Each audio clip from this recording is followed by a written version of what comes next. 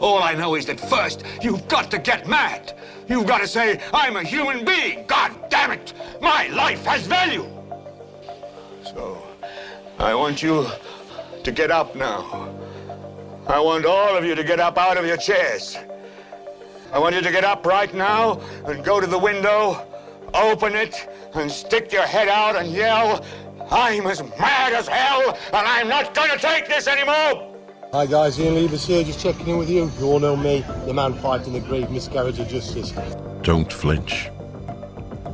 We're pulling the curtain back on the injustice on the Greenfeeds case, where verdicts were handed down, but justice was not served. So buckle up. This isn't just a broadcast, it's a reckoning. This is a case of a grievous injustice, and we want to understand how things went so wrong. Listen in every Saturday between 12 and 2 p.m. and hear how the story unfolds. You'll be blown away by its content. Only on Dreamcatcher Radio. You want answers? I think I'm entitled. You want answers? I want the truth! Okay, we are back for the Greenfeeds in Justice case, episode number 44. And I'm joined by Phil Bentley today. Good afternoon, Phil. Good afternoon. How's your week been? Hot. Hot. Yeah, I've been busy doing my waste thing, my waste hat on. So, yeah, I've been doing that really. Funny you should mention that. We're going to play a clip shortly that I got sent, funny enough, today, talking about Greenfeeds and the person that was responsible at some stage issuing permits, which I'll play in a bit. What do you think about Andy Burnham and all that sort of stuff? I think it's finished me off, to be truthful. Right. As you know, I am a staunch socialist, and I make no sort of like apologies for that. I get my politics from my dad. He was a railway man, and he had no time for Tories, and he always used to say to me, you know, the Tories are not for the working man, is what he used to say to me. So I've always been brought up with that sort of mentality, really. But over the years, I've also come to realise that the Labour Party will eat itself given half a chance. Even if they're in power, they will eat themselves given half a chance. And this has absolutely proved it to me. They've got a whopping great majority. They've got a Prime Minister who, although everybody seemed to hate him for some unknown reason, and that's mainly, I think, because he was never really promoted or never really, people don't really know what he's achieved, and they've looked 2 years in advance and gone, blimey, we're going to lose the next election to the likes of Farage. We're going to have to do something about it. So they've knifed. In my opinion, they've knifed Starmer in the front, basically, and got rid of him for no reason, I don't think. But I mean, you know, other than they're snivelling jobs in 2 years' time. But I mean, if between now and 2 years they couldn't actually promote Starmer and tell people what he has achieved, then there's something wrong with him. And you know, there are a lot of people, a lot of Labour MPs that have fallen into the same category now. So I'm done with them, basically. I'm done with Labour. I'm done with politics. I'm like you. I'm an atheist. Yeah, an atheist of politics. But the thing is, though, right, one thing that Starmer's proved, for me anyway, is manifestos mean nothing. It really doesn't mean anything. Yeah, I must confess, I never really prescribed to this fact that you get to be Prime Minister, and if you decide upon a policy, you're not allowed to change it. You know, that's the policy of tottering off a cliff for me. Yeah. You know, if you set a policy which is basically leading you towards the edge of a cliff, you should be allowed to change your mind, not teeter over it. So I think, you know, it shows maturity to actually go, hang on, I was wrong here. I'm going to change my mind. We're going to, do something different. Yeah, but That for me is better. he did it to an industrial scale. It's a bit like me and you signing a contract together, right? Saying I'm going to do this, and then suddenly reversing everything that I agreed to do, and still expecting you to pay. But did you pay? Well, yeah, you have to pay, don't you? How did you pay? In your taxes, in this case. But the which ones? There's how many? There's zillions of taxes, isn't there? Yeah, but that's the way of government, isn't it? You need taxes to actually pay for the infrastructure. But it'd be like me saying you then basically me then still saying to you, Phil, I totally changed my mind. It looks totally different. It's going to cost you more. I still want paying. Yeah, and that's pretty much what Starmer did. And he does it with a smile as well, which is even more annoying. So I'll expect better things from Burnham then. Yeah, I think it's going to be the same difference, really. In my personal opinion, So I mean, all he's known in Manchester for is buses, and 1.34 billion over budget in debt. So that's a nice one. If you or I did that, well, they wouldn't trust us. Sacked, wouldn't you? Yeah, they wouldn't trust us to do it anyway. But you just got to think about it. It's public money. It's not your money. Yeah. And it's just staggering. I mean, I was listening today, and it's not been the early days, but other news about projects. Oh, we've agreed to do 40 billion here, and 11 billion here, and 3 billion there. Where's the millions gone? Everything's billions now. Yeah, I mean, HS2 for me is a load of rubbish. Absolute load of rubbish. Apart from the fact that it's a massive infrastructure spend, and that massive infrastructure spend helps a lot of other businesses aligned to HS2 to crack on and make some money and blah blah blah blah.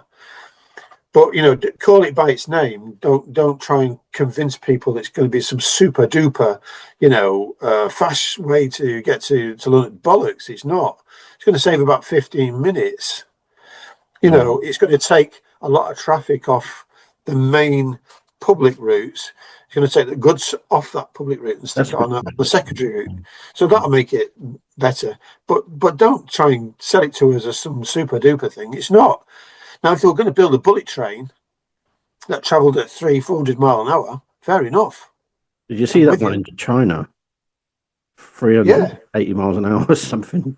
They all turned out to watch it, and it went past that quick. None of them saw it. Exactly. It literally could.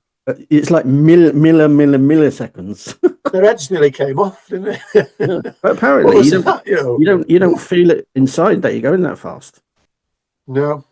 So no, because you're actually in it, aren't you? That's the thing. You're in the airspace.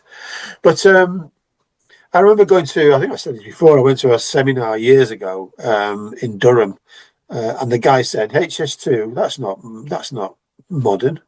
If you're going to do something that's futuristic and for the future, you should be thinking about pilotless drones. Where you go to a car park, go to the top floor, get into a drone, program where you want to go, and off you go. When you get to the other end, you get down and you get into your electric car or get on your electric bike and go to wherever you need to be. That, he said, is probably going to be the future, not a fast train, which the Japanese did years ago.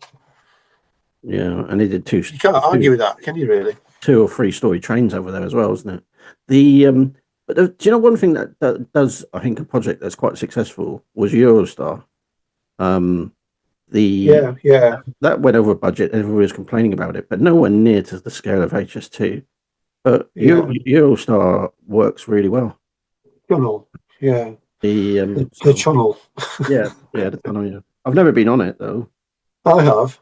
Yeah, it's quite impressive actually. You don't feel like you're in a tunnel as such, because it's such a large scale, And I hope to be truthful with you. I naively thought it actually sat on the seabed. Skimming across the top. And there was like water all around it, really. And of course, that's nothing further from the truth. It actually tunneled into the seabed, so the water's above you, basically. Your Leivers haters are going to love that one. Okay, all right. Let me just play this clip, and we can have a quick chat about it before we go into Nikki Johnson. Okay, just bear with me. I'm just going to pause this now. Evening, brothers. How you doing, mate? Bit of a strange one today. Consultant who does what I do. Known him for a good while. Sent me a private message on LinkedIn because I'd commented on a HSE case, a prosecution. I can't remember what it was about, but the sentence was like 500 grand fine and somebody had died, and I commented something about people should look at Gillian Leivers case. And he messaged me and went, "Oh, I did their permits originally." I said, "All right." And I rang him up.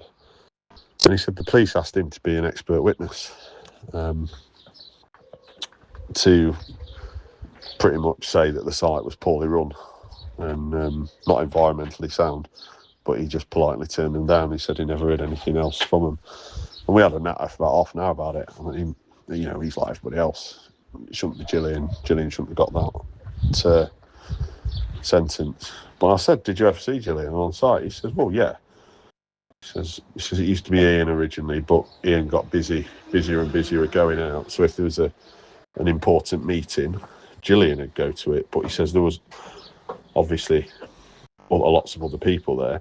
And I said, "But what if you needed to walk around the site? Who would take you around the site?" And he said, "Well, if Ian wasn't there, it'd be one of the managers. It was never Gillian. Gillian never went out the office. But he said I'd have meetings with her, but she wasn't, she wasn't hands-on out on site. It was more a paperwork thing." So there you go. Bit of a twist, isn't it, that? Okay, that was a voice note that I got sent today from a compliance consultant. I then asked basically what were the permits for. It was one was for recycling of food waste, and one was for the biodiesel plant. He also said that he asked him about meetings on site that they had, and he said Gillian Leivers would never go on site. He's not the guy that was doing it, but he just knows the guy that was working for Greenfeeds. But Gillian Leivers generally wouldn't be on site herself, but she would from time to time be in meetings. I mean, to get these sort of certificates, permits, I'm guessing they're not easy to get, Phil, are they? Yeah, a fully blown permit, can take probably 12 months to come to fruition. Right. A guy I work for at the moment, he has a special waste site, and the permit for that site took 3 years to get. Wow. So that was an extraordinary length of time, basically. So, but I'm guessing the reason why it takes so long is they need to come and keep checking on your site and stuff like that. Is that why? There's all kinds of protocols to go down where they give you a list of questions, you answer a list of questions, they go out to consultation from the general public, and you tend to find your competitors trying to stick the knife in for you, so they raise a load of questions, which in turn raises more questions to you, and it takes a long time to get all these things out of the way. Then you have to, obviously, having made your application, they go through your permit, they go through your operations, your procedures, all that sort of stuff. It all has to be dotted and crossed, basically, before they actually issue you with the permit. So basically, if like you or I decided to make an application when we had a farm space in a yard, and there with our shovel and spade with some bit of equipment, likely we wouldn't be able to get a permit. Not if you're doing something like Ian Leivers is doing, or if you're doing anything like my current friend is doing up in Yorkshire. with contaminated soils and things like that. No. Mm. But there are things like if you're doing fairly innocuous things like baling, storing, shredding, certainly inert materials like cardboards and plastics, then you can actually get things called exemptions, waste exemptions, which you can apply for and get same day. Yeah, but And you can start your operation same day. yeah, but this isn't that though, is it? This is different. No, it's not. The sort of the point being basically, if you're a fly-by-night operation, you wouldn't get your permit. No chance. Yeah, that's what I thought. But okay, so was the procedure displayed anywhere? So this is basically in relation to going from last week's episode. Let's just go back to the other paragraph, which I think is quite important. JH.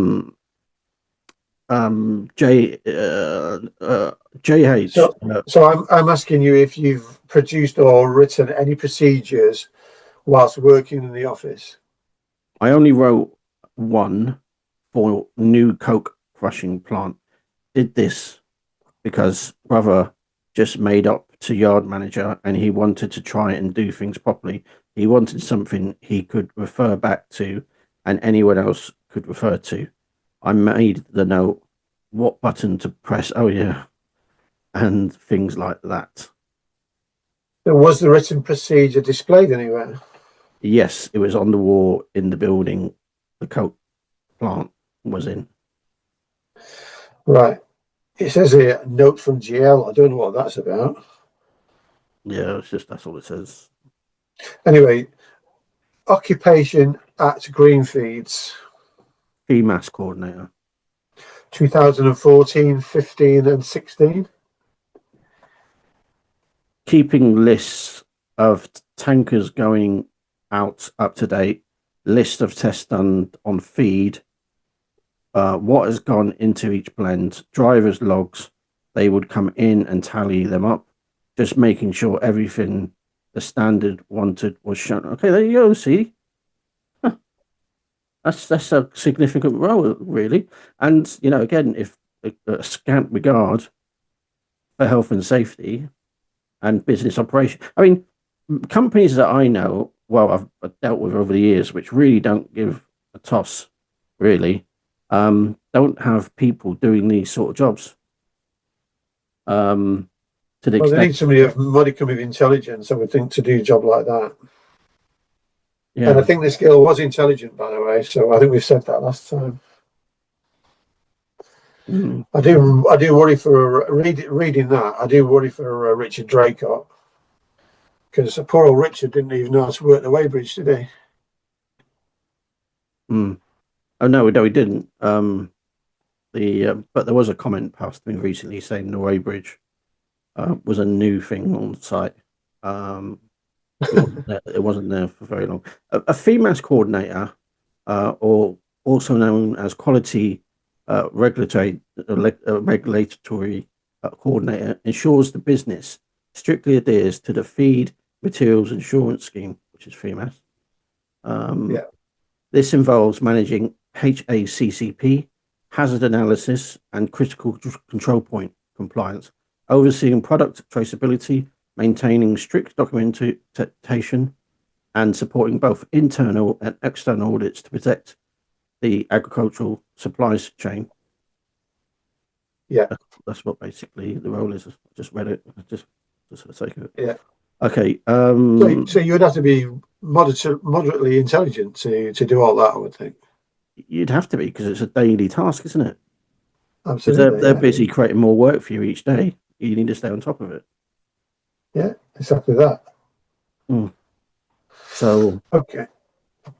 So between 2014 and 2016, what were you doing? What did FEMAS job entail? Yeah, we just read that out. We just done that, yeah. Driver's logs, blah, blah, blah, blah, blah. You made sure the documentation matched required standard. Yes. Standard required by FEMAS. Yes, up until accident, normally me and Alex. That's Alex Fortune. Or me and Laura that went. Laura Leivers, yeah. Then started going on own. When went to factory where products coming on, so you could see what they were doing to make sure it wasn't contaminated.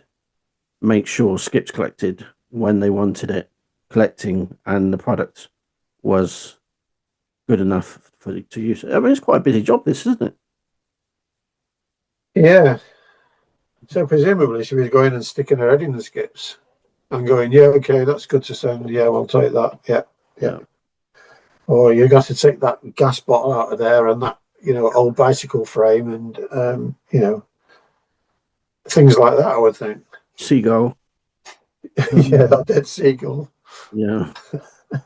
Yeah. I think this is you next, I think. Are you sure? I think, is she saying aye, it's you? I think I would say I was going. That's you, I think. More 2015. She would say she was going. All right. We should be going to them at least annually. Try to start going out to them at least annually, a couple of times a month. I would do FEMAS visits. I did cleaning, swept mops, and did kitchen and toilet. I helped Laura when Laura couldn't drive, pick her up, things like that. Took her to a few appointments, just whatever was asked, really. Yeah, because if you listen to Ian, he said that Gillian did cleaning the kitchen and the toilets and things like that. Unless I'm mistaken. But Gillian wasn't there that much, though, was she? Well, not according to these people. No, she was there all the time. But anyway, we'll get to that. So 2014, end of 2016, who else worked in the office?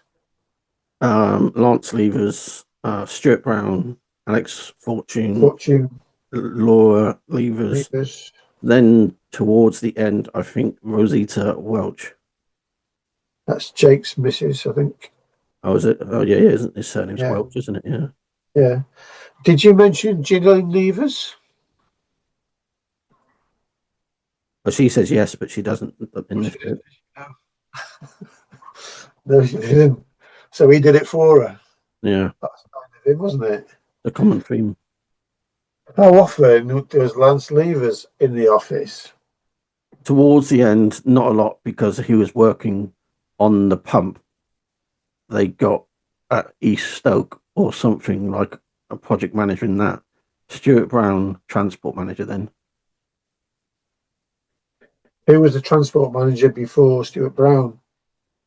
I think Lance Leivers and Gillian Leivers did it together. Before Stuart Brown was employed, how often did you see Lance Leivers in the office? A lot of the days Lance Leivers would be there. After Stuart Brown was employed? Not so much. When he would be working on Stoke, he worked on his own house as well. How often was Laura in the office? Maybe 3 times a week, sometimes more. She is poorly, Laura, so she couldn't come in all the time. How about Rosita Welsh? Not very often. I think I only really saw her in there 4 or 5 times. What was her job? Just admin, I think.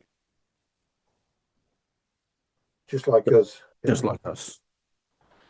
Just like you? Yes. How often was Gillian Leivers there? Every day. Every day? Now, we know that's a lot of bollocks, don't we? Yeah, I mean, we know that's not true. Because in that year, 2016, she was away for at least 50% of that year. And we've got her diary to prove it. The next one is an interesting response. What was Gillian Leivers in charge of? Everything. She did everything. I mean, that seems like, I mean, that's all encompassing, isn't it? If she did everything, why did they need staff? I know. Who did everything when she wasn't there? Was she driving the tankers? This is what I don't get. Yeah, is again, it's a common theme. It's just them left like that. Yeah, it's just left, isn't it? Yeah. What does everything entail? You know, Yeah. Yeah. What about Stuart Brown? he was doing the transport, the lorries. Was he there every day? Yes, every day, because it was a 7-day a week operation. Does that mean everybody was there every day? Like Stuart Brown was every day, Gillian Leivers was there every day. That's what it sounds like. But I know for a fact Stuart Brown wasn't there every day because Stuart Brown used to work on and off, didn't he? Hmm. Okay. In December 2016, who was the yard manager? Mike Maruniak, And who was his boss? Gillian Leivers and Ian Leivers. How do you know Gillian Leivers and Ian Leivers were his bosses? Would tell him what to do, what's coming in. Stuart Brown also says what's coming in and what they need going out, what lorries they got when they need. Gillian Leivers tell him what to do. Yes. Stuart Brown tell him what to do. Yes. What about Ian Leivers? He was just Ian. He went out with AF a lot. Next Fortune. All right. Did the sales and got the customers. From what you see and what you know, what did Ian Leivers do at the site? Makes everyone nervous, shout a lot, laugh sometimes. Well, he's never changed, really. He's consistent on that one. Why did he make everyone nervous? Because he shouts, makes me nervous. Why did he shout? If things gone wrong, not enough gone out. Lance Leivers, Gillian Leivers, and Ian Leivers used to have a lot of arguments, but they are family. And when you're working with family, it's not always easy. That's true, actually. Yeah. See, this brings me to a point about waste operations. Really, you can virtually break your back trying to get, say, a waste contract for a local authority, where you've got big volumes coming in, and if you can segregate the waste, you get big volumes of resellable cardboard and plastics and things like that. The trouble is, if your equipment goes down, the waste doesn't stop coming. It keeps on coming. And this would be no different. You're out there in the marketplace competing with other people who are producing pig feed, just waiting for companies to slip up.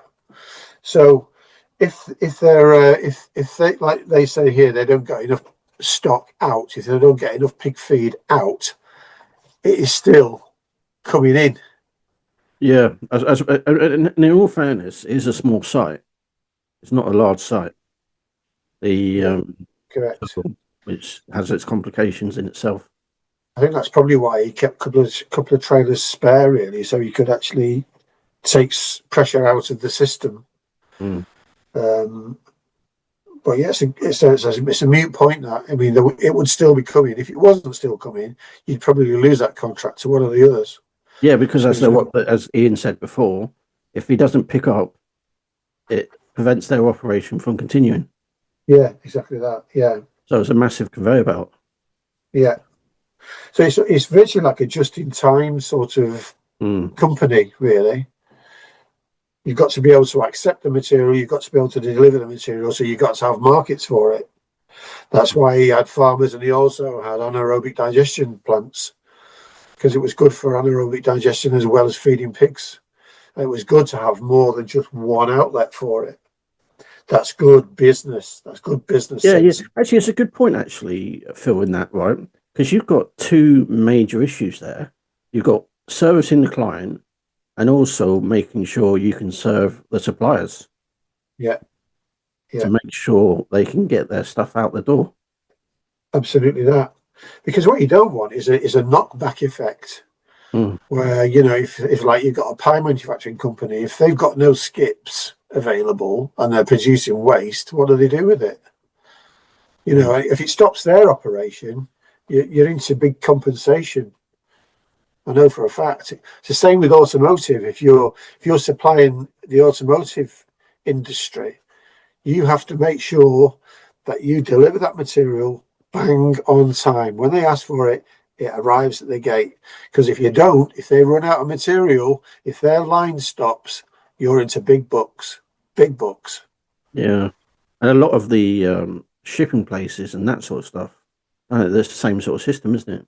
In terms of cars and all that sort of thing. Anyway, we've only got a few minutes left. What involvement? Okay. What involvement did your work have with Ian Leivers? Ian Leivers is the big boss man. Ian Leivers and Gillian Leivers company, ultimately all our bosses. He was getting products in for the food to make pig feed, and they were paying me to do a job to make sure it was traceable. For FEMAS, you get an audit annually, and he did not come in to one of them. Gillian Leivers came into that as well. FEMAS, visiting business, checking documentation, having a look around the site. Yes. How often did Gillian Leivers leave the office to go around that site? Not very often. We would know FEMAS were coming, so it would be like a mass cleanup time, and obviously she would have a walk around then. She just used to get Mike Romaniak or Dad, that's Dave Romaniak, or whatever, to send photos to show mixing said clean and show tanks were clean, that the lorry tanks were clean, that the yard was clean. We're going to end there, Phil. Do you want to go into your first song? Yeah, sure.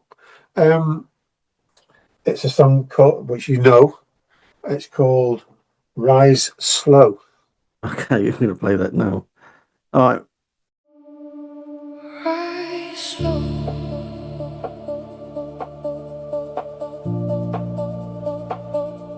Rise slow.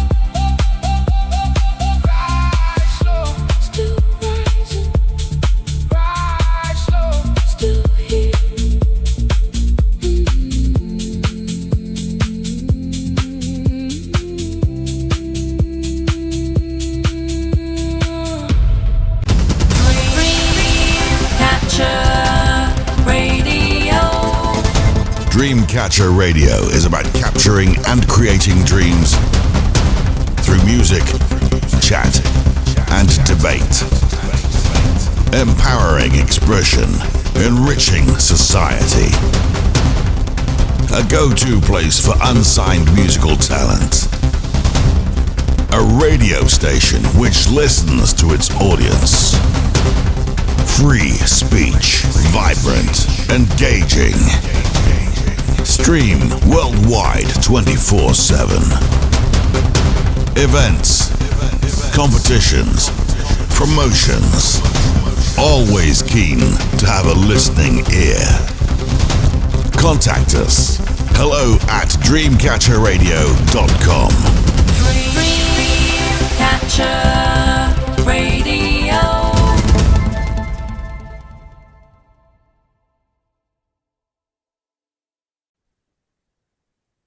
Okay, that was Rise Slow. We are now continuing on. I really like that song, by the way.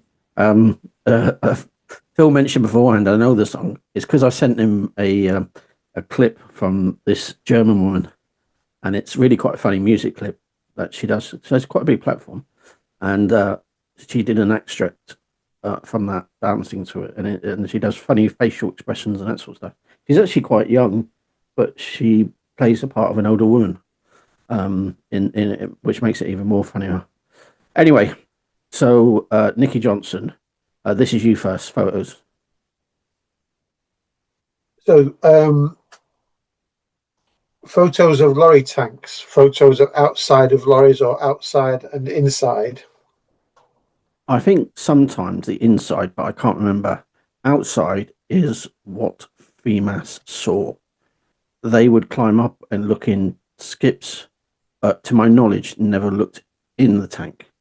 Whilst I was there, no one climbed tanker and looked in it. Very, very important point, this, isn't it? Well, this is quite. You could say that, but it could be in relation to FEMAS officers. So I mean, Yeah, it is. But what I mean is, though, you could also interpret that generally staff, but they would climb up and look in skips, but to my knowledge, never looked in tank. Whilst I was there, no. Okay, yeah. I suppose what you're saying is they didn't need to look inside it because there was no reason. Correct. Why would they need to look inside it? Yeah. Because there were stainless steel tanks. Very hard to keep a smoothie on the side of a stainless steel tank. It just slides down to the bottom. You know, there was no real reason for them. There was real reason for them to look into the skips, because any old person could go past a skip and throw something in there that shouldn't be in there. And if they weren't cleaned out properly, they're not really designed to carry food waste per se, or certainly not keep it in decent nick. So that's why they looked inside skips, to make sure that they were being hosed out, cleaned out. And, you know, but I noticed that she starts off by saying, the photographs, I think sometimes the inside, but I can't remember. So what possible use is that statement? Well, we know photos is an issue anyway, because apparently everybody should take photos. But but there was only ever one. Yeah, nobody's got photos. There's a few more that have been seen, but it's completely irrelevant stuff. Unrelatable, really, to be honest. I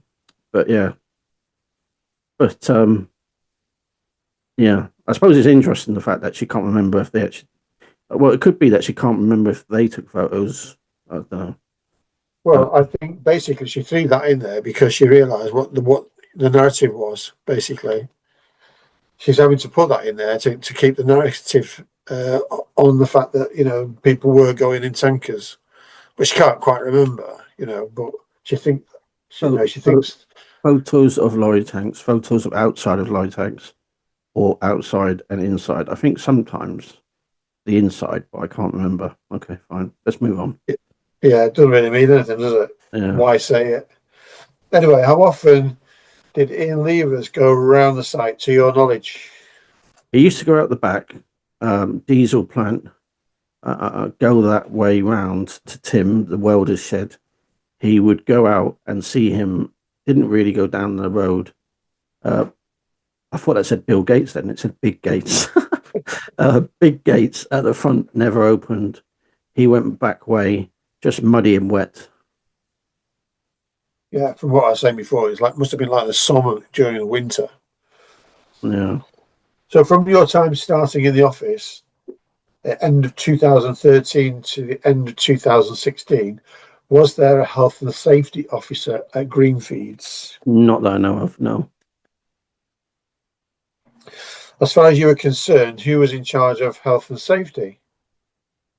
I just assumed it says SO. I don't know what that means. Sam Oxley. Oh, is it? Oh, okay. Was still employed on a retainer or whatever. I never had anything to do with it, so I don't know.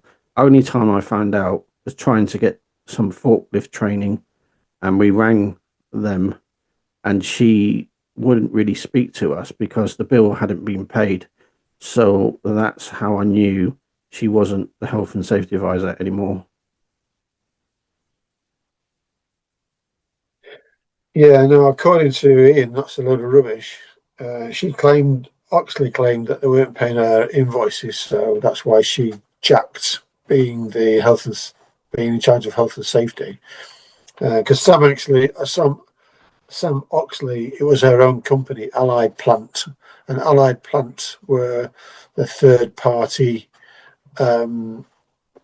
company for doing the health and safety for Greenfeeds up to the incident. Okay. And she claims that they stopped paying her invoices, which I think is dubious, really. It's just an excuse. And I think this young lady was quite friendly with her, although she's trying to distance herself from her. I think she was quite friendly with her, and she's just trying to cover her back, basically, by mentioning the fact that invoices weren't being paid. But I don't think that's truthful. I think they were being paid. Yeah, it might have even changed. It might have even changed hands as to why the new company didn't pay her. I don't know. But if this girl had worked for them for such a while and didn't know that they were running tankers, I wouldn't have paid her either. Yeah, just to remind people of that, this is the health and safety advisor for Greenfeeds. The company's now dissolved. Not long after the Greenfeeds case, coincidentally, who claimed that she did not know Greenfeeds ran tankers. Her argument was further that she didn't know there was a health and safety issue in regards to tankers. Tankers are dangerous equipment. They're massive. They're huge. They got many risks associated with them. So I don't know how she got away with saying that, but she did. I don't know if she got away with it either. And she also claimed that she was never told that they ran tankers. Yeah, but which again is ridiculous. It's like going to a railway station and claiming you didn't know they run trains. Yeah, I managed to pull Greenfeeds' old website. I had to pay someone to do it, and it shows tankers on front of it very proudly as well. Yeah. So it's obvious, basically. How she got away with that, I really do not know. She even did third-party visits on behalf of Greenfeeds to people like Britvic. Yep. On the pretext of organising liquids to come from Britvic to Greenfeeds. How she thought they were going to do that, I really don't know. You're not going to do that in a roll and off.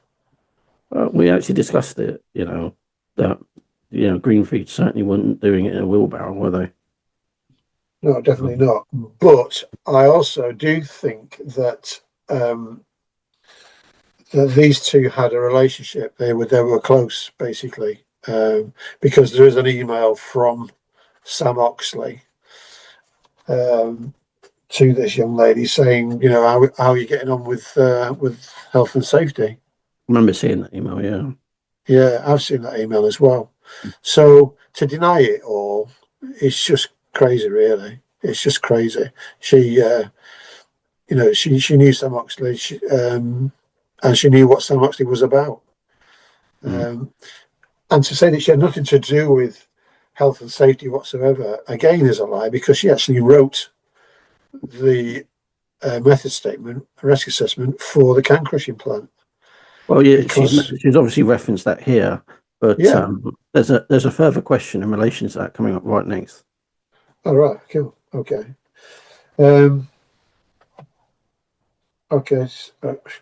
Have you ever been? Have you ever been asked to prepare any health and safety documentation? Only with changing the logos on them.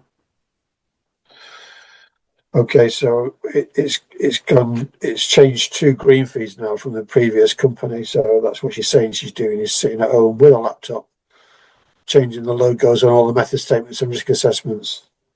Yeah, That didn't exist, I might add. So yeah, that's a good point. Just for the sake of the listeners, there's two health and safety companies involved. Peninsula's one, which is quite a large organization, well, a very large organization actually, and Peninsula. And then Allied Plant come in at one stage. So it appears here then what they've done is use the previous paperwork and just put their own logo on. Yeah. Okay, let's see. So who asked you to do that? I did that while I was recovering from my neck surgery at home. Gillian Leivers still paying me, so I didn't want to take the mick. Yeah. She must have been a terrible boss, wasn't she, Gillian Leivers, to still pay her. No. Anyone ask you to do that? We just agreed that what I'll do, change all the logos from HC to GF. Who agreed? What's HC? I was afraid you're going to ask me that. I don't know. It's escaped me now. I didn't know what it was. But... Okay, all right then. Okay, this is you. Who agreed? Yeah, I said to Gillian Leivers on the phone whilst I'm off sick, I'll sit on my laptop and do that.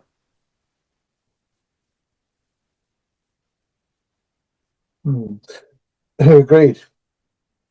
I just answered that. Oh, right. So what did Gillian Leivers say to you? She said thank you.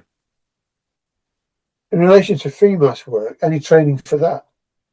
I had a week with MV. I only did about 15 to 16 hours at the start. I did some HACCP training, which is looking for hazards. Why she did that then? Hazard analysis, critical control point, HACCP. Yes.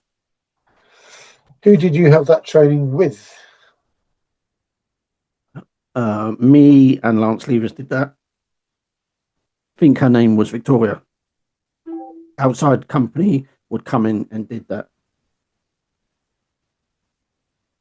Did that cover health and safety? Over me. Sorry.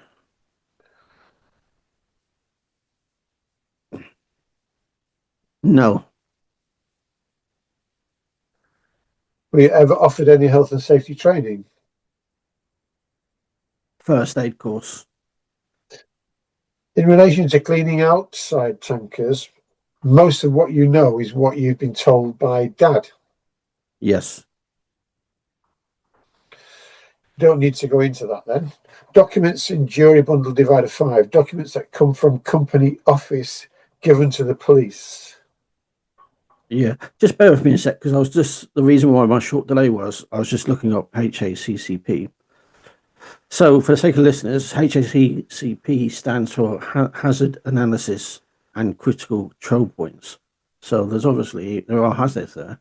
It is a proactive, internationally recognized food safety system management system used to identify, evaluate, and control biological, chemicals, that's a more important bit, and physical hazards throughout the entire food production process. So it's quite again, it's not something that you could say that is straightforward. No, it's not. You got to have a certain amount of grey matter to be able to understand that, haven't you? Yeah. So offered safety first aid course. In relation to cleaning outside tankers, most of what you know is what you've been told by Dad. Yes. You don't need to go into that. Documents. What do we have? Is a list of the lorry tankers, a list of the tankers and their identity numbers, the year the Greenfeeds got them, what pumps they have got on, just for FEMA, so we can say this is our list of tankers. Gordon, what is what? Renamed Lucy. Gordon 2. Originally just numbers. Lucy was Gordon 1 and was 13.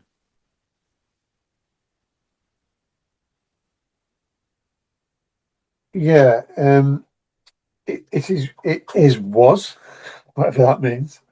Yes. Gordon is tanker 2, was 13. Yes. That is identification mark. Yes. ID number, is that FEMAS? That literally tells FEMAS everything about the tank. That's why we keep the forms like that. Make, lag, year of manufacture, 1987. Yes. Usage guarantee, what does that mean? I don't know. That was already on the form before. Type of pump fitted? It pumps a liquid into the tanker and pumps something off the tanker at the farms. Yeah, it's not the same pump though, is it? No, What does lifted mean? I don't know. At the bottom, approved by, Me, it says. yeah, made in April and printed in May. Yes, something would have changed in April, and this has just been redone in May, I think, for the name change. Right, yeah. Just coming back to HC, that's Hillcrest before Greenfeeds. Right, gotcha. Yeah, so Hillcrest. I knew I'd get it in the end. You knew you get there in the end. Yeah. Yeah. Yeah. So page 2. Health and safety. Yeah, Health and safety policy manual. Added plant is SO, and who she worked for. Sam Oxley's, and that's who she worked for. Sam Oxley's company. Yes. The 1st of May 2012. What is the significance of that date? I don't know. Is that when the policy was prepared? I assume so. Further down the page, we can see the policy was approved by MD Gillian Leivers with signature the 1st of the 5th, 2012. And again on the 14th of the 1st, 2014. Yes, which could have been the logos, I think. So change of logos from Hillcrest to Greenfeeds. Yes. Page 3. Policy first issue prepared by APS, approved by Gillian Leivers the 1st of the 5th, 2012. Company name change prepared by you. Yes. Approved by Gillian Leivers on the 14th of January 2014. Change of staff prepared by you. Oh, what does she do the company anagram then? Yes. Oh, right. She says yes. Approved by Gillian Leivers. Know which change of staff that refers to? I can't remember. Page 4, table of contents. Did you have any input into the contents of this document? No. We don't know what the document is, though. That's a shame. Health and safety policy statement. Did you have any input into this? No. Page 6, page 5 of 8. Documents signed by Gillian Leivers. The 1st of the 9th, 2014. Is this a policy you had seen before? Yes, it was up on the wall. Ever read it before? It's typical stuff, though, isn't it? This is no, not really. Yeah. Where was it up on the wall? In the foyer. In the foyer of the office. Yes. Go through the foyer, then canteen off to the side, and the office off to the side, and on that wall there. So that only leaves the wall that's straight ahead of you, I would presume. Because we've been through there, have we not? We have, yeah. Go through the foyer, then Canteen's canteen on the right, on the office is right on the left. On the left. Oh, right. So it's in the middle there. Yeah, wall straight in front of you. Yeah. Okay. Got you. Yeah. So, page 6 of 8, drug statement, signed and dated. You have any input into that? No. I don't know what he's getting at here, to be truthful. I think he's basically just trying to gather information of if she had any involvement in preparation of documents, which she didn't really need to be fair, because they had external companies to do it. Yeah, they just needed to be there, didn't they? Yeah. So, health and safety management systems, operational structure of Greenfeeds, Ian Leivers at the top. Yes. Down to Gillian Leivers, Lance Leivers, Laura, and yourself as FEMAS coordinator. Yes. Looking at that structure, who on there, as far as you're concerned, responsible for health and safety? Gillian Leivers and Ian Leivers. See, the other thing on that point, though, right, is her family, Mike and Dave, well, basically all staff are responsible for health and safety anyway. But Mike, who become the yard manager, and obviously we also had Stuart Brown, the transport manager, they're all responsible as well. It can't be levied just at one person. As you were discussing with your AI friend the other night, anybody could be charged with health and safety offences within a business. Yeah. Anybody. So. Correct. And you don't have to have a qualification in health and safety to be the health and safety officer. You just have to have a modicum of intelligence and be accepted by the management that you are in charge of health and safety. But you don't have to have a certificate.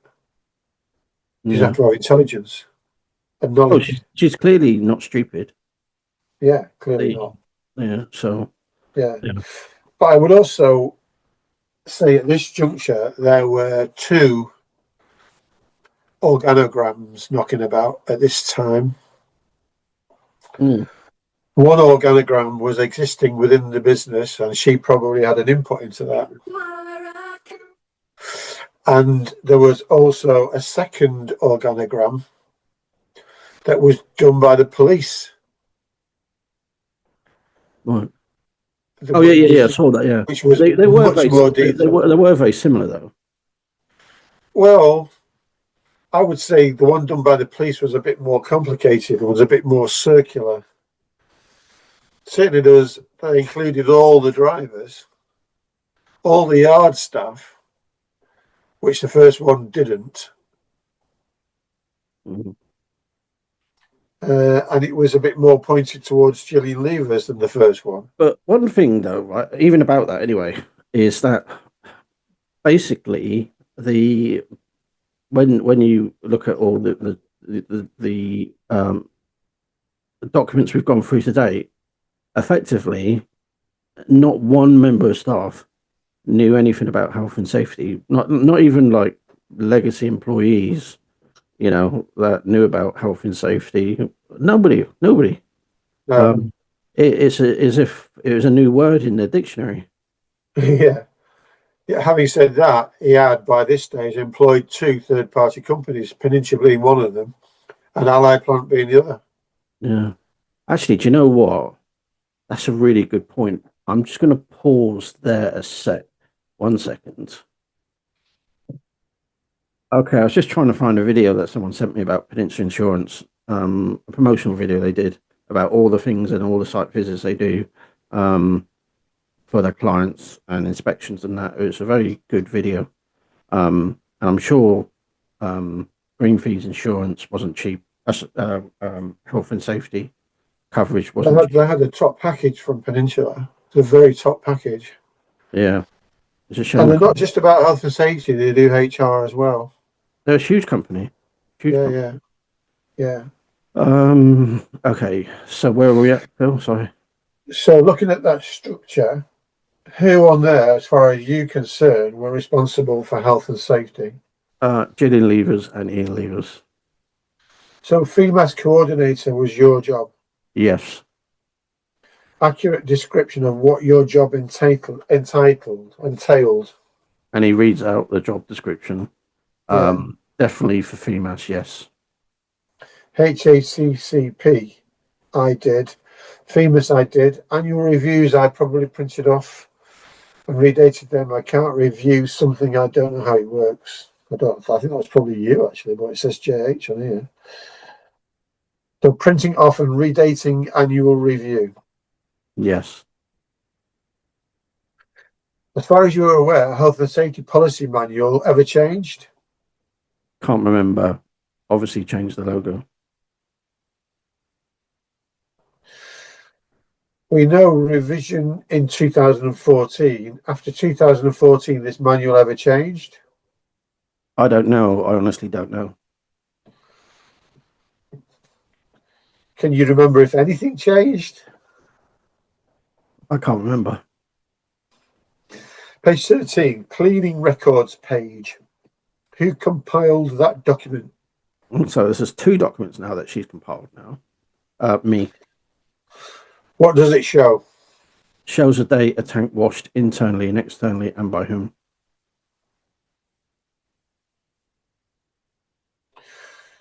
Surname of people. Curtis. So that was Nigel Curtis. Steve. Hunt. Perry. Cartwright. Tim. Corcoran. Richard. Draycott. Steve and Nigel, people heard of already. Yes. Let me just go back up, Phil. Let's just read this again. Sorry. Cleaning record page. So he's going through who signed these documents.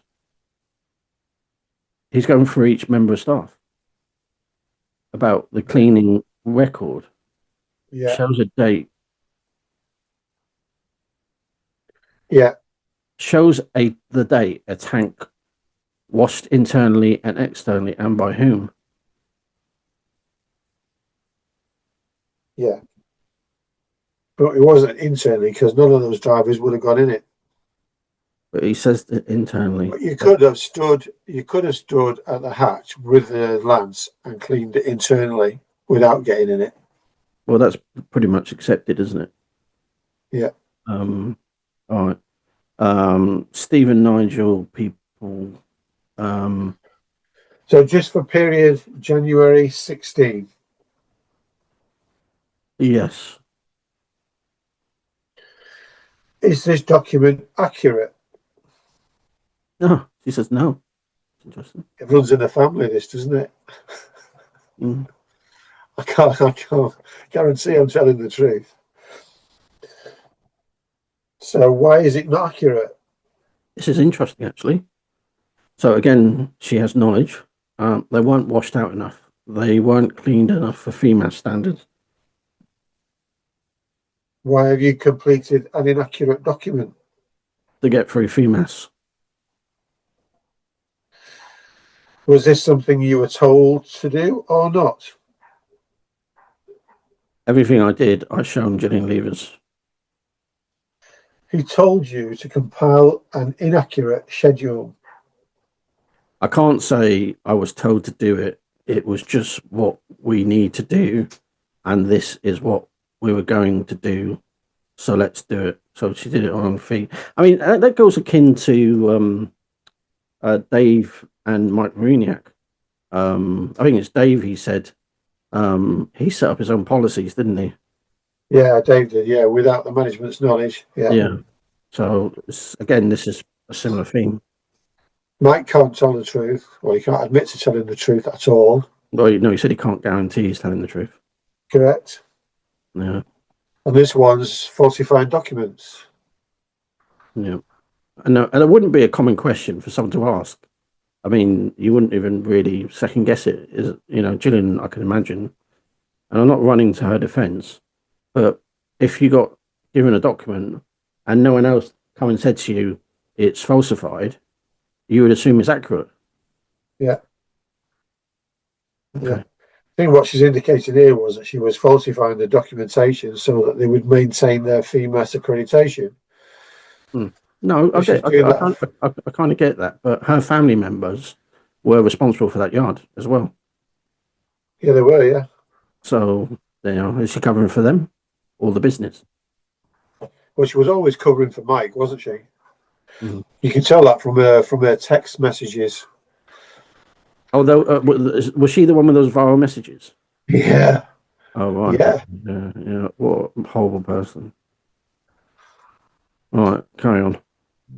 So who would say that? Me and Gillian Leivers, some of them are true. It's not all just completely made up. The skips more so were washed out. But yeah, not all is true. So what's the purpose of this document? So that FEMAS could see when a skip used for something come back and washed. From what I can remember, skips needed to be washed. I can't remember. See, something else from those timesheets as well, yeah? And I know it's cut and paste. I get it. But all they talk about is cleaning and washing out the skips all the time. Yeah. Cleaning the yard, washing out skips. It's like Ian says, I mean, his yard must have been like a new pin, really, the amount of cleaning that they did. Yeah. But the truth was further from the truth, really. Okay. Go on. If you can't remember, you can't remember. I can't remember. The skips need to be washed out. I can't remember. Oh, I can't. So it's just allowed to just go. Page 14, training record. Anything to do with compiling training records? This is really interesting. Goes against the grain from what Mike and Dave said. Yes, I did sometimes. She says one here. I did that one for Mike. Yeah, that one record. I mean, it could have been. I've actually got a record here, actually. So she's on about the mixing can thing, isn't it? Yeah. What do you mean you did that one? When the coke plant was installed, Spencer installed it. Spencer showed Mike Vermuniak what you need to press on the wall to turn on and off. We wrote that down. Mike Vermuniak, the yard manager at the time, wanted to try to do things right. So he knew when he showed someone how to use it, and they know how to do it and what this is. Okay. Where was this training record kept? On my laptop. Who was responsible for keeping it? This one, I did. You see, all method statements and risk assessments and cost assessments should be kept together.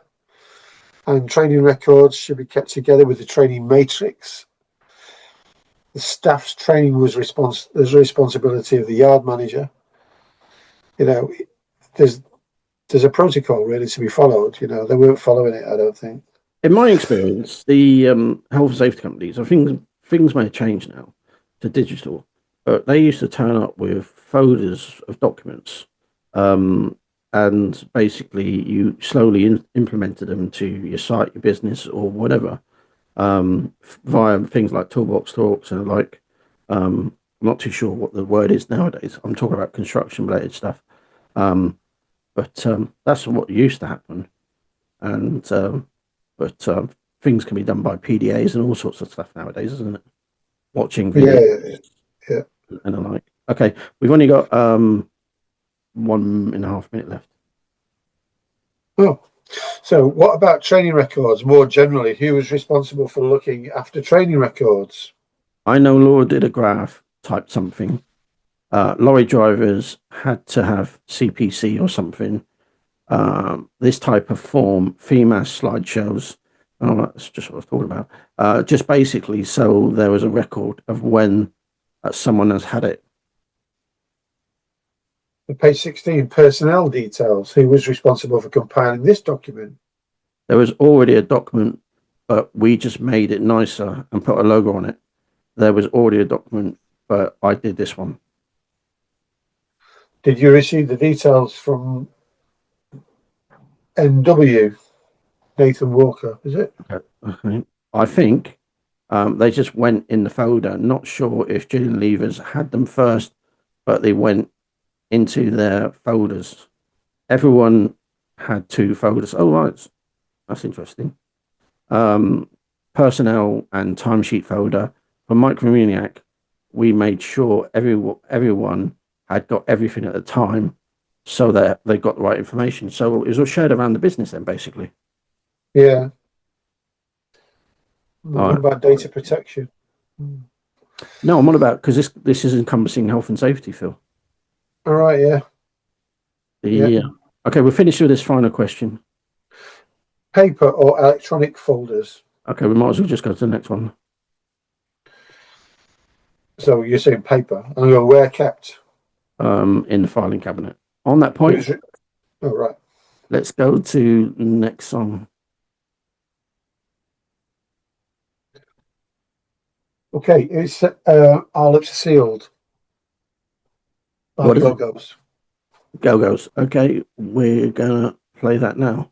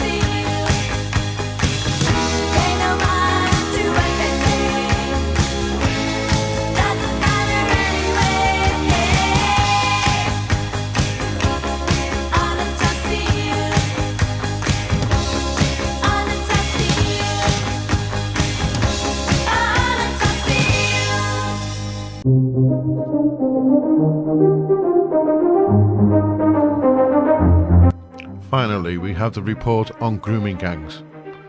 Is it going to be kicked around like a political football yet again? Or will the victims get the justice they so deserve? I'm unclear, Chair, what is meant by the question. If you could spell it out, I can answer. I've just spelt it out. Are you not listening? It's the sort of gangs that groom young girls at a young age for sex. Exactly how much clearer do you want me to be? You're beginning with parts of the jigsaw in place, and that means with the right people, the right expertise involved, you've got a heightened opportunity, notwithstanding the passage of time, to hold some of these abusers to account.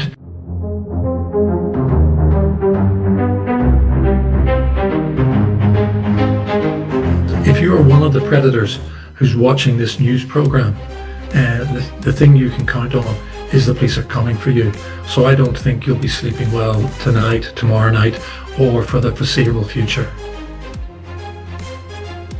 Join Brothers every Wednesday evening from 10 o'clock, from Wednesday the 24th of June, as he unpacks chapter by chapter, page by page, paragraph by paragraph, and word by word.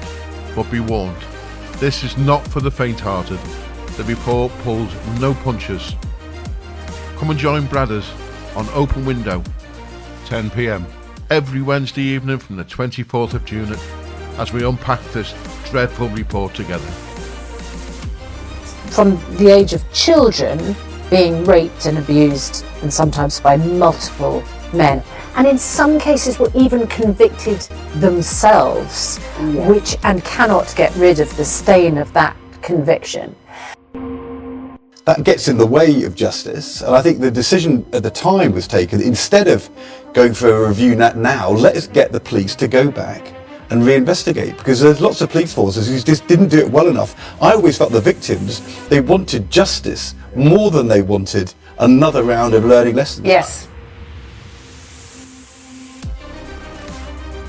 Join Brothers every Wednesday night from the 24th of June for 4 weeks, as we unveil the content of the report on grooming gangs. Will justice be served this time?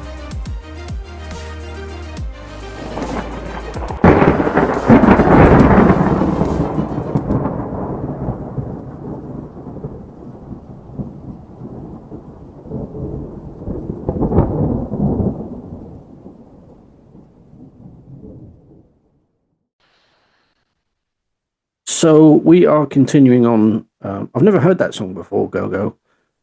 So that's a new one for me. But we're carrying on with the Nikki Johnson solicitor's notes from the hearing. Okay, you're first, Phil. So who was responsible for making sure accurate or up to date?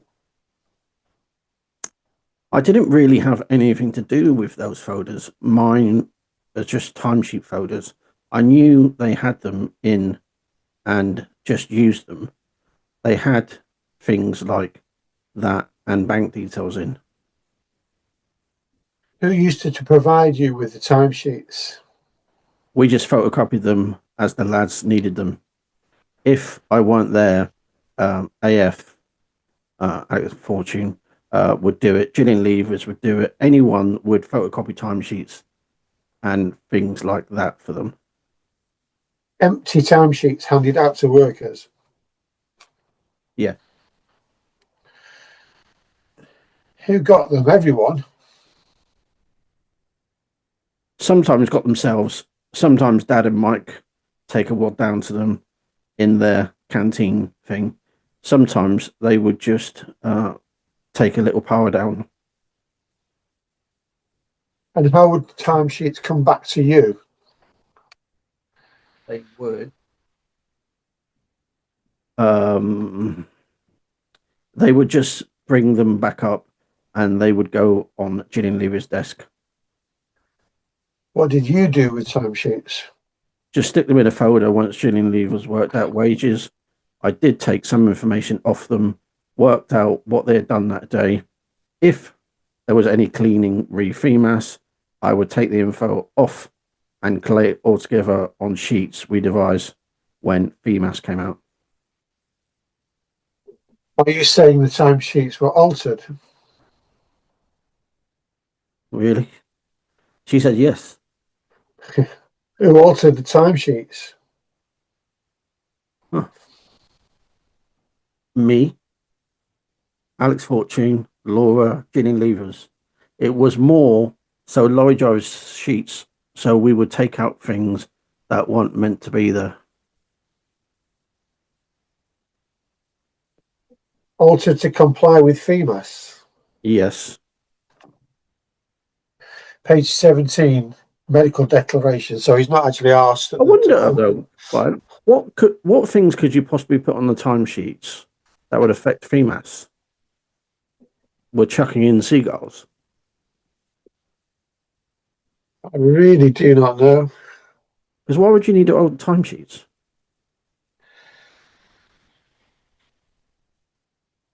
Well, Ian liked to know exactly what what was doing what during any particular part of the day. I mean, FEMAS wouldn't really care about what lorry drivers were, their hours and all that sort of stuff, right? But what would you alter? What would you need to alter, knowing what we know about the business, to comply with FEMAS? Like, what are they trying to hide? What could they possibly trying to hide? The only thing would be if they were running produce that didn't come under FEMAS, like if they were running raw meats. That comes under a completely different set of rules over here in the UK. It's a big no-no. But that's never been mentioned to date. No. The pig feed. But so work on the basis they just do pig feed. What could they possibly not? Why would they alter stuff? It's not like DVSA where you're creating taco issues and all that sort of stuff. I think all they really needed to know was that Greenfeeds were on top of the quality of the pig feed that they were sending out. So there was like no dead seagulls in it, and that everything went through a mesh, and that the skips were cleaned out regularly, and the tanks were cleaned on the outside and occasionally on the inside by jet wash, and that would be it. Yeah, I can't think of anything else. That's what I'm thinking. I can't think of anything. No. Yeah. All right. Okay. Alter to comply with FEMAS. Yes. Yeah. So page 17, medical declaration by NW. So basically, he's quite all right with the fact that she's been doctoring timesheets and altering information. So we're just skipping on now. I mean, the thing is, though, Phil. I mean, what do we do? What do we do from our end? We just, it's a common theme. They ask a question. They don't even want the answer, to be honest. No. So page 17, medical declaration by Nathan Walker. Did you have any involvement with this document? Only it would be in a little pack we gave out when they started, just gone into the personal folder. Page 18, company induction record. Did you have any involvement in compiling the company induction record? There was always something like that. I honestly can't remember if it changed it. It's not got a logo on. So what she's inferring is if it's not got a logo on, she didn't have anything to do with it. The inference on many of this is that she had absolutely jack all to do with health and safety. Yeah. But she was, outside of that, a general dog's body on Greenfeeds. But nothing to do with health and safety. You don't know if this document you prepared for others to fill in details. I would have given it out, but I don't know that I designed that form as such. They would have been something there. Where did the company induction take place? Mike Mariniak took some rounds, just show them the yard. That's as much as it was, really. Do's and don'ts sheet of paper, remember that. Medical declaration. I think given a copy of health and safety policy. It's like lowering it down though, right, Phil? So you've got, and granted, right, you know this as well, right? The company tries to set the bar really high and the people don't utilize the tools they're given, right? Yeah. We've seen it all our lives, right? But what she's trying to do is lower the tone to the lowest possible denominator. and obfuscate from any health and safety responsibilities, and also that of her family and that sort of thing. Do's and don'ts is a good start, wouldn't you say, Phil? Anyway, I guess. Yeah. And I've seen that document, the do's and don'ts. It's pretty good. Yeah. Okay. There you go. Carry on. There was also a health and safety presentation that nearly all of these characters attended. You know, Jack, your friend Robin. No. You know, they've all signed up to it, and it was delivered by Laura Leivers, and this one, Nikki. Those two delivered it. A health and safety presentation. The thing is, though, right? It was a small business on the face of it, yeah. But everybody was there for a reason. They had a function, right? They had a function. They weren't there for fun. They all had a specific task and jobs to do, right? And they had all the tools. And basically, my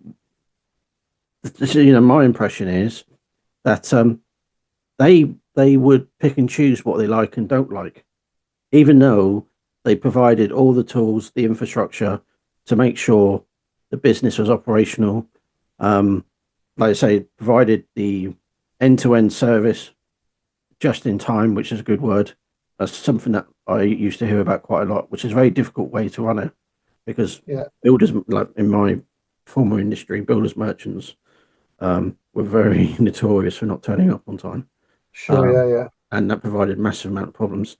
But anyway, going back to this, so we know there were. I mean, for me, right, with the amount of investment you put in, like in terms of getting a good company to provide health and safety services, you wouldn't want to just put it on the shelf and let it go and get dust, would you? No. The thing that we've got to appreciate here, the listeners got to appreciate, is everybody is trying to distance themselves from any kind of responsibility or whatsoever to do with the deaths of these two guys. Absolutely. And it's the reason why when I go to companies and they say, all right, you'll be our technical competent manager, that's fine. Will you also do health and safety? And I always say, I will help you with health and safety because I've got a qualification, but I will not be responsible for your health and safety because I know exactly what will happen. When something like this happens, the person that carries a can is the person left out in the open. That's usually the health and safety officer. Everybody else makes an exit for the woods, basically, and they leave you standing there, and it's down to you. And that includes the managing director and all the other directors. They'll leave it for you to carry the can. So I always say, I'll help you, but I'm not being responsible for it. And this is proven. This is exactly the same. All these people are heading for the woods. Yeah, there's literally nobody left out in the open to carry the can. Quite pretty much all of them. Quite all of them have done it, but they all contradict each other as well, as we've explained throughout this series. Because I remember signing that. Then there was an issue with I didn't sign these documents, and then Ian had to get a handwriting expert to prove that it was him that signed the documents. I can't remember who that was, but there's all sorts of massive contradictions. It's a joke. Yeah, it's like you could even imagine it's just like a Harry Enfield sketch or something, like you say, running for the woods. Yeah. So, do you know who carried out inductions? There wasn't really inductions as such, not that I remember. What do you understand this document to be? Just something they signed when they started and just went into a file. So she's now successfully reduced all the health and safety documentation to a tick box scenario. That's what she's done there. Page 19, medical declaration by GR, filled in by him. Yes. So brought back to the office or filled in the office? Would say probably filled in the canteen. Didn't really come in the office because they were dirty. Oh, she's on about yard staff. Yeah. Right. So the documents kept in paper folders in the office. Yes. Closed bundle. Kennedy's bundle divider, page 119. Mike Maruniak shown these documents recently and made extra statements reading these documents.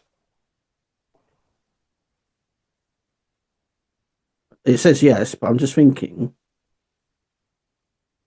Shown these documents recently and made extra statements read these documents. How would she know that? That he's made extra statements? She lives with him. Well, it's not allowed, though. I know it's not allowed, but she does. She does. Well, that's what I said to you. The biggest issue is they're a bunch of cohorts, which is not an offensive word, by the way. It means like they're all grouped together. And you cannot imagine them not talking about this court case. Oh, this is what I said, and what did this happen today, and all this sort of stuff. Anyway. Yeah, because that's where we attach the importance of the statement of I can't guarantee I'm telling the truth. Mm-hmm. Because it actually rubs off on all of them then, doesn't it? Is what we said. Well, what he could have said, I can't guarantee we're telling the truth. Yeah, go on, carry on.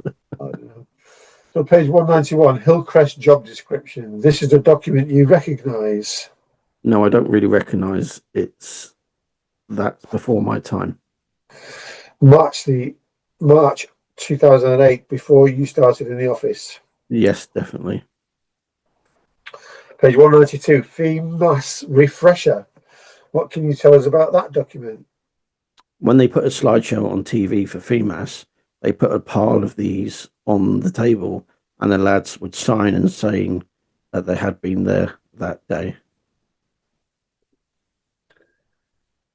Refresher playing a video on TV. Yes, I just want to go back to that, right? The reason why I didn't comment on it, because it's no point, right? So we'll just carry on. Yes.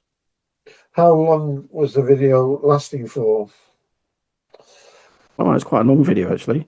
Can't remember. Wasn't long, like half a day. That's a long video. That is a long video. Yeah. I think she's going to qualify it here. If it wasn't half a day, rough idea. All right. Okay, reduced it down to half an hour. I mean, geez, how can you... Yeah, okay, fine. Whatever. Refresher course. Who put the refresher course together? I don't know if it was MV. I don't know who that is. Michael Vardy, wasn't it? Somebody. But it was already done. Already done when? Before I started. Was it a video or something? Yes. Page 193. Do you recognise this document? Yes. Why do you recognise this document? Because I signed it, also written Mike Maruniak at the top. As FEMAS coordinator, what was your role in the refresher course? To sit with them while it played for half an hour or half a day. She doesn't know. Were you asked questions? No. These guys had been doing it for years. There you go. It was just piggle to them, really, to be fair. Piggle, is that a northern term, is it? I've never heard it. Piggle. I don't know what that is. Piggle. Well, I'm guessing it's just nonsense, really. I'm guessing. That's what it means. Did FEMAS refresher course ever change? I know Laura changed end of it, given by Laura and Nikki Johnson. That's her, isn't it?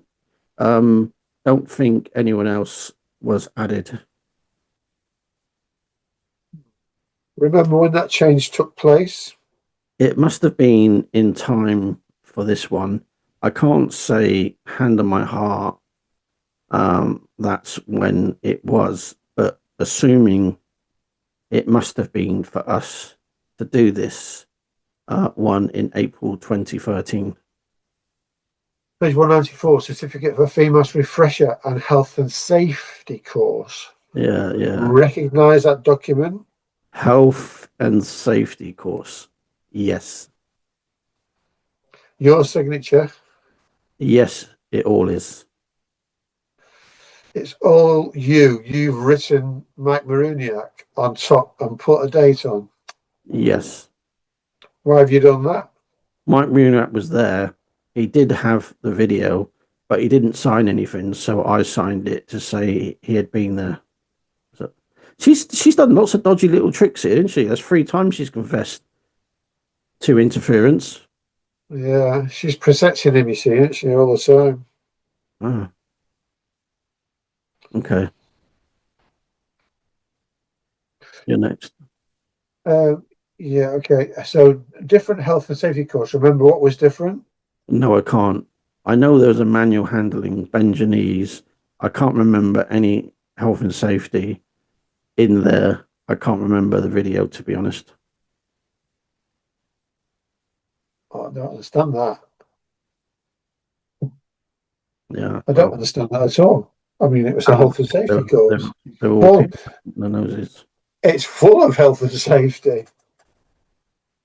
You would have thought so. Well, it is. I've got it here next to me. It wasn't in the a folder. was it? It's just health and safety. I don't know what she's talking about. Roughly how many pages does it fill? Just roughly. Just roughly. Roughly. It's a fair chunk. I would say probably 20. Okay. All right. Let's crack Tends on. to cover everything. Yeah. I know there was manual handling, bend your knees. So page 195, what can you tell us about that? Same again, so I'm guessing that's another health and safety document. Yeah, you're writing Mike Maruniak, date, your signature. My signature's on the right. I had written Mike Maruniak and a date. I think I might have signed that one. I can't be 100% sure. It looks like my writing is all I can say. Page 192, 193, documents headed HC. So page 194, 195, headed GF. Know why the documents are different? Because it's 2 different companies, that's why. Because the name changed in 2014. Yeah, who changed the name of the document? The logo would have been me, probably me or Laura, because she did female stuff with me. She did all of the presentations with me. So this kid did nothing to do with health and safety, she told us. Yeah. Nothing to do with health and safety. Content of presentation change with logo. No. Same video you used. Yes, I'm sure it was.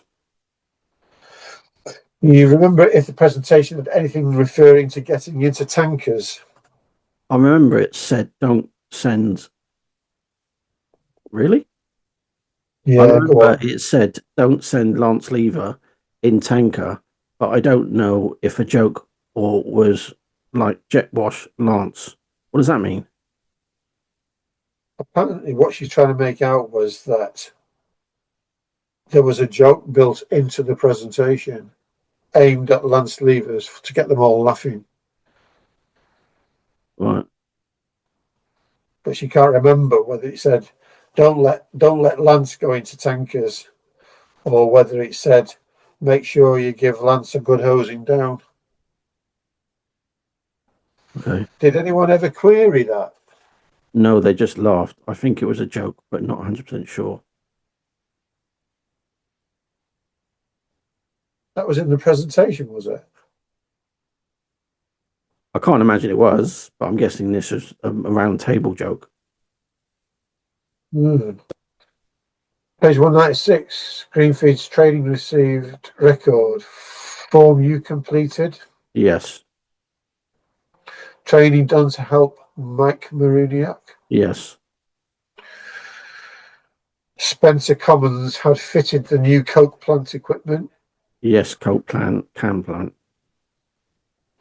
Page 197, safe working procedures. Can plant. Yes. 197 and 198 go together. Yes. Go with document at page 196. Yes. Page 196, certificate for operating coke plant.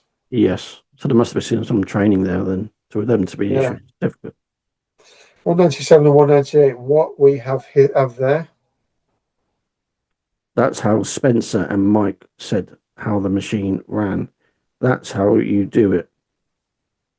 Who prepared document at 197 and 198? Typed it me. What do you type it from? I think I just made it up. At least he's honest. Yeah. Did you take notes from the training? You just read the manual and obviously you take part in the training, you know. That's it, really, isn't it? Not rocket science. So did you take notes from the training? Yes, I was there. Oh, she was there as well. With Spencer and Mike as they showed them the buttons they pressed and made notes. I wrote out, agreed, then I typed it up. Page 199, health and safety induction, May 2013. What can you tell us about that? I've seen something similar to that. I don't know what it was for, though. Oh, please. Recognise this document? Not this one personally, no. Seen something similar? Yes. The purpose of the similar document? When they have had Cam J come in, just so they have to sign it. It's just a log. Just a record? Yes. Was there company health and safety induction? I don't know. Page 200, training record from when Kel-J visited. Is that right? Yes. They gave training on using the baler. Yes. Was it a Kel-J baler? I assume so, yes. Had you had any input into that form? I printed it out, yes. Completing it? I did the Mike Mariniak and the date at the bottom. I haven't signed it. She's there to protect him again. Page 201, what do we have there? Kel-J's official thing to say that they've been there and who was on the course, who did the training with them. Compiled during the training? I assume so. Left with you? It was left, and then I would have been, don't know if asked or what. I updated it, Baylor and things all part of FEMAS. I don't know what the Baylor's got to do with FEMAS, I really don't. No, I don't know. A Baylor's got to do with cardboard and possibly plastics. Where would a document have been kept? Can't remember the documents, to be honest. Document like this, records training from external company, where would that be kept? I don't know. We did our type of one. I don't know if these were kept. I don't know. Page 202. Mike Maruniak, forklift license. Aware of how many people at the company had a forklift license? I only knew about Mike Mariniak and my dad, Dave Mariniak. Know who used the forklift at the company? Most people. I didn't. Anything done to stop them? No. Page 203, Hillcrest Training Plan, 1999 to 2008. General Commercial Manager. Know who that was? I assume Gillian Leivers, but I wasn't there then. Version 1, March 2008. Do you know why the document has that detail on it? I think it was just like standard template, the original version 1. I don't know why it has not been approved or updated. Greenfeed tanker details, first page. Bottom of that page, approved by Nicola Johnson. Does the fact this document has those details across the bottom help you explain why page 203 document is similar?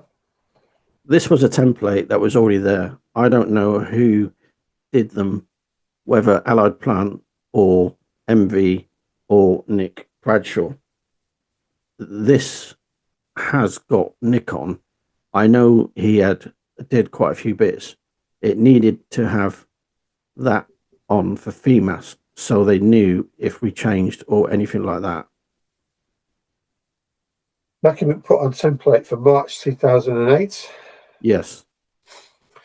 Document must be after 2008, that right? Yes, but it's dated 09 or 99. I actually think that it was when Mike Maruniak started in 99 and it been copied over onto a new template, I assume, but I didn't do that. Page 204, training record. What can you tell us about that document? Not seen that document before. The document you recognise? No. Over the page 195, induction record for Mike Maruniak. Did you fill that in? Yes, Mike Maruniak had signed it. I filled it in with him. Right, for him. I don't know. Why did you fill it in? MN's writing not very good. He doesn't like writing. Why is it necessary to have record of induction in 1997? I think the 1997 was when he started. This is just so that he got an up-to-date one of do's and don'ts, things like that. What is the purpose of this record? I don't know. It's just what was there. You can't have been inducted in 1997 if you fill the form in almost 20 years later. Really? No, that's the company start date. There isn't a date for when this is filled in. It wasn't 1997. Those forms like GR and NW filled in new start forms, trying to get things in order. I think they didn't look periodically to make sure everything's up to date, 20 years out of date. Tried to find things on an even, I'm guessing, playing field or something like that. It's left open. Or keel, yeah, something like that, yeah. So the company's trying to compile documentation for, is it for FEMAS? Is that the purpose of compiling documentation? Yes, that was my aim, yes. Aware of any other aim? No. Documentation compiled after the event in order to show FEMAS that the documents are in existence, is that right? Yes, I believe so. Page 206, medical declaration, one you filled in with Mike Maruniak. Yes. He signed, you helped him compile. Yes. Page 207, personnel details. Changed from Hillcrest to Greenfeeds, is that right? Yes, I believe so. Change of logo, so we have new documentation. Yes. Does that jog your memory why there may be induction records and other records compiled with a complete name change? Yes, possibly yes. For Greenfeeds, it could be yes. Page 208, a document you had any input into? No, that's an old one. Same document, yes? Yeah. Yes. Same thing. Same thing, yes? Yeah. Reminds me what training this record tells us. Coke plant, Mike wanted it done properly. Nathan and Gavin working on that line, so needed to know how to use the machine. How many minutes of footage will there be? I'm guessing it's me. Yeah, I'm just thinking. So if we look back at Nathan and Gavin, would either of them say they never had any training whatsoever? I don't know. Okay, so around 30 to 45 minutes, editing in line with concession made in opening. One thing I find useful is to watch without transcript, and then second time following on from transcript. So maybe that we play it twice. It's getting confusing now. Who said that? Let's just scroll down a bit further. No MB is going to ask questions on behalf of the company. I'm not going to suggest you were a constant person responsible for health and safety. Going to take you through the documents and ask questions on them and go from there. Go back to Kennedy's file, look at tab 205, ask that by Mr. Harrison, by Mike Maruniak, and also in a statement made on the 6th of the 5th, so 3 days ago, look at the document. You can see the document records company induction from Mike Maruniak. Yes? Yes. No date. No date this was compiled. We see your handwriting. We don't have a date for this document. No. But we understand if your evidence correctly put together when company trying to get on an even keel, not necessarily instructions, That's me but now. mainly. Sorry? That's me now. Not necessarily inductions, but mainly of medical notes, things like that. Things were there for Mike to look at. Yes, some of them, yes. Do's and don'ts, definitely. Medical deck, as that was the one signed. Working hours, no, because noting for that. PPE, what they had, wellies, overalls. If in your statement recognise this document filled in, I think we made a pack up that we gave to people. This mentioned FEMAS. Don't think, oh, this is you. Oh, is it? This is mentioned FEMAS. Don't think I created, but did fill in. Mike signed at the bottom. Yes. First document at 301, blank medical declaration. Yes. You've seen at least one blank version induction. Yes. Health and safety policy makes up part of that pack. Yes. Do's and don'ts. Yes. Fire evacuation. Yes. Employees' duties. Continuation of that, part of that documentation. Yes. Form part of that documentation. Yes. Continuation part of documents. Yes. More manual handling. Believe so, yes. When we see induction records signed and tickets, it's upon these docs having been given by employees to read it. Oh, right, this is you. Anyway, I'll carry on. Would you agree? Yes. Those are the documents in the pack you've told us about. Believe so, yes. Look at email from Gillian Leivers, AOL.com, 6th of the 4th, 17, to Ruth Sherritt, Health and Safety at Work presentation. Go down on the 6th of the 4th, 17, from you to Gillian Leivers, going to suggest you are forwarding that presentation in your statement of the 12th of the 9th, 17, 168. You talk about being shown a slideshow. Yes? You say shown slideshow. Oh, right. Okay, this is me again. All right, it's blocked together. That's what makes it difficult. I look through it, don't remember fire procedures. I confirm IDL1 is a presentation I showed to employees. However, different bits in there, etc. Not on print out, shown on laptop. Always done together. Oh, this is you. Always done together. Agree. Always done together. Agree. Yes. Well, I can only remember manual handling. Do you agree that's correct? An accurate description of what the document shows? Yes. Mr. Harrison. This is the judge now. Mr. Harrison asking about the video. Is it actually a slideshow? I'm sure that there being a video, but I can't remember. Sorry. What? Yeah. And he said, the judge, absolutely nothing to apologise for. We got just over 1 minute left. Presentation just spoken about. When we see docs of FEMAS, health and safety training. It's me. People signed in and asked about it. In order to sign the doc, the employee of the company would have sat in the canteen or been in the canteen. Oh, this is you again. This makes it really difficult because the format's totally changed. Of being in the canteen, is that correct? My response is most of them.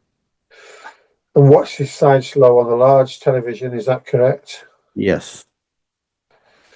when you were going through the slideshow, as per your statement, you said correct.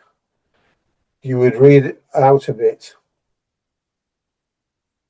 Laura would read out a bit, and then people read other parts themselves. Is that correct? This is you. Yes. And my response is yes. When reading it themselves, you would give pause and give them opportunity and time to read it. Do you agree? Yes. Not just flicking through it. No, but she can't remember anything. Nobody else can remember anything as well. Okay. On that note, we need to finish up. I want to just go back to one of my main arguments in this case is no one does a deep dive on cross-examination.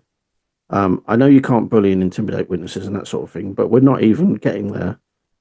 If one was basically meek, number 10 was basically the counsel was going to get done for contempt of court, we're at about a 3 throughout this hearing, if you're lucky, maybe even a 2 in terms of questioning. Things are allowed to slip, opportunities are allowed to miss, and things are just allowed to slide. Now, let's just go to our final song, Phil. Okay, I'm going to be indulgent here, and I'm going with The Gathering by a group called Delane. Delain. Delane. Okay, let's play The Gathering. The Gathering. There's no end to the love you can give when you change your point of view to underfoot. Very good. You may be flat to breathing out.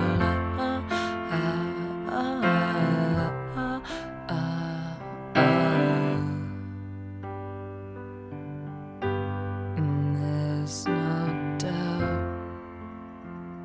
he's at home in his room, probably watching porn of you from the fall.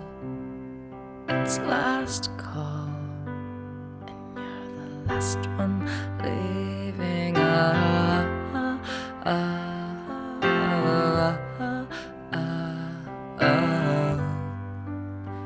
And you thought you could change the world by opening your legs. Well, it isn't very hard. Try kicking them instead. And you thought you could change his mind by changing your perfume to the kind his mother wore. Oh God, Delilah, why I never met a more impossible girl.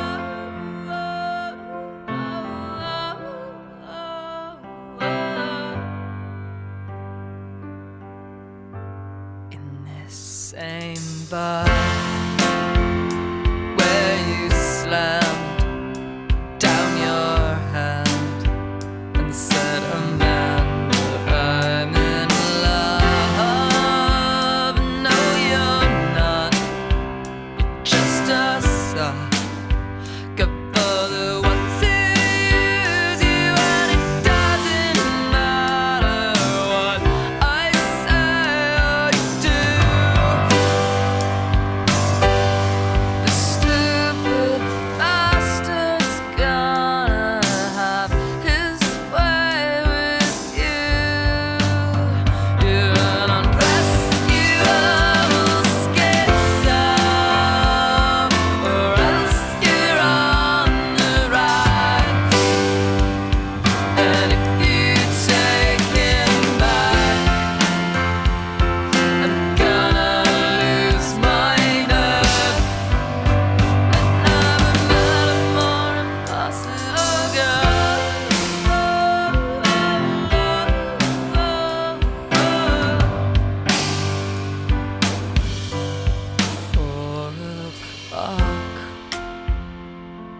got up and you called up.